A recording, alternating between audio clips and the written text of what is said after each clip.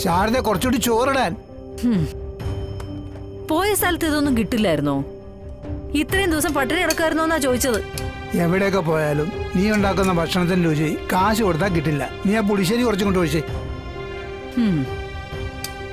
എന്നിട്ട് എവിടെ ചുറ്റിത്തിരിഞ്ഞ് നടക്കായിരുന്നു ഇത്രയും ദിവസം? നിന്റെ ചോദ്യം കേട്ടാത്തൊന്നും നീ അറിയാത്ത വേറെ ഏതോ ഭാര്യയും കുട്ടിയുണ്ടെന്ന്. ഓ, അങ്ങനെ ചിന്തിക്കുന്നതിൽ അത്ഭുതപ്പെടേണ്ട കാര്യമൊന്നും ഇല്ലല്ലോ. വന്ന വഴികളിലെ കല്ലും മുള്ളും തിരയാൻ പിന്നെയും പോകാൻ പാടില്ലെന്നൊന്നും ഇല്ലല്ലോ. അല്ല, ഞാനിപ്പോ കേറിയൊന്നും കുറ്റായോ? ഒരു കുറ്റവും ഇല്ല. നാട് മുഴുവൻ നടന്ന് തളരുമ്പോ കേറി വന്ന് വിശ്രമിക്കാനുള്ള വെറും ഒരു സത്രമായിട്ട് ഇനി ഈ വീടിനെ മാറ്റരുത്. ഇത്രയും പ്രായമായില്ലേ, ഇനിയെങ്കിലും ഈ സഞ്ചാര പരിപാടിയൊക്കെ നിർത്തി വീടിനുള്ളിൽ ചടഞ്ഞുകൂടിയാൽ എന്താ? ഏത് രീതിയിലുള്ള ഓട്ടത്തിനൊരു വിശ്രമം വേണ്ടേ?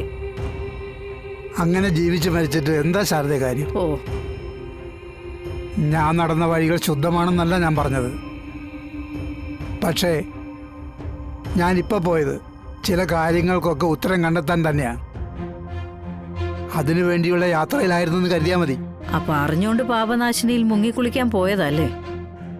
ആ പയ്യനെ കൊന്നതിന്റെ പാപക്കറ കഴുകിക്കളയാൻ. അതിന് അവനെ കൊന്നത് ഞാനല്ലല്ലോ, നീയല്ലേ?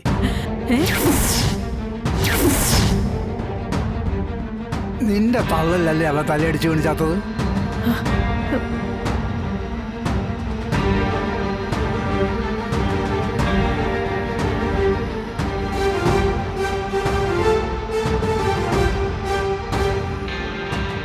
അതൊക്കെ എന്താ ശാരദേ, നീ ഇത്രയും മറന്നുപോയോ?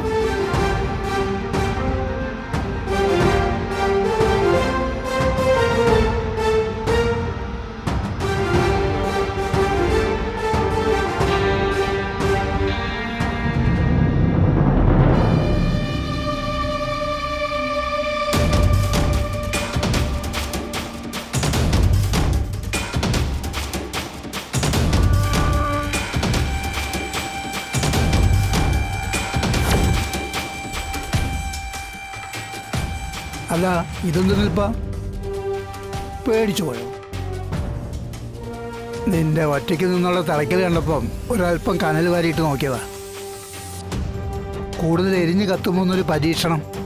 അപ്പൊ ഒരവസരം വന്നാ നിങ്ങൾ അതിനും മടിക്കില്ല എന്നർത്ഥം. ചുമ്മാ ഒന്ന് പേടിപ്പിക്കാൻ പറഞ്ഞതാ ശാരദേ. നിനക്ക് മനക്കെട്ടി എന്തോരമുണ്ടെന്നൊന്ന് അറിയണമല്ലോ. ഇങ്ങോട്ട് നോക്ക്, നീ അല്ല കൊന്നത്, ഞാനാ. മുകളിൽ ഇതെല്ലാം കാണുന്ന ഒരാളുണ്ടല്ലോ, എല്ലാ പാപഭാരവും ചുമക്കുന്ന ഒരാൾ. നമ്മൾ പ്രാർത്ഥിച്ച് പ്രാർത്ഥിച്ച് എല്ലാ പാപഭാരവും ചുമക്കുന്ന ഒരാൾ. അങ്ങേരോട് നന്ദി പറയാൻ പോയതാണ്, നിങ്ങൾ കൂട്ടിയാൽ മതി. അങ്ങേരുടെ സംരക്ഷണം ഉള്ളപ്പോൾ ഈ കേസ് പുറം ലോകം അറിയാൻ പോകുന്നില്ല. നമ്മളായിട്ട് അറിയിക്കാതിരുന്നാൽ മാത്രം മതി.